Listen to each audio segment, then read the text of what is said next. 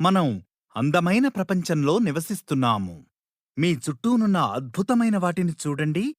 ముందుగా ఇదంతా ఎలా ప్రారంభమైనదని బైబిలు చెబుతుందో చూద్దాం. మొదట్లో దేవుడు ఆకాశములను భూమిని సృజించెను. చీకటిని వేరుచేసి వెలుగు కలగాలి అన్నాడు.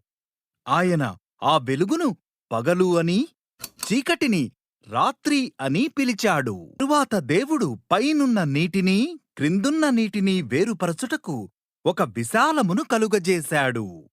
ఆ విశాలమును ఆకాశము అని పిలిచాడు. దేవుడు నీటినంతా ఒక్కచోటికి చేర్చాడు. అప్పుడు ఆరిన నేల కనిపించింది. ఆయన ఆ నేలను భూమి అని, నీటిని సముద్రములు అని పిలిచాడు.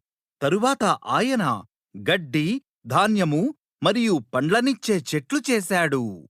తరువాత దేవుడు ఆకాశములో జ్యోతులను చేశాడు. ఆయన పగటి కోసం సూర్యుడిని, రాత్రి కోసం చంద్రుడిని మరియు నక్షత్రాలను చేశాడు.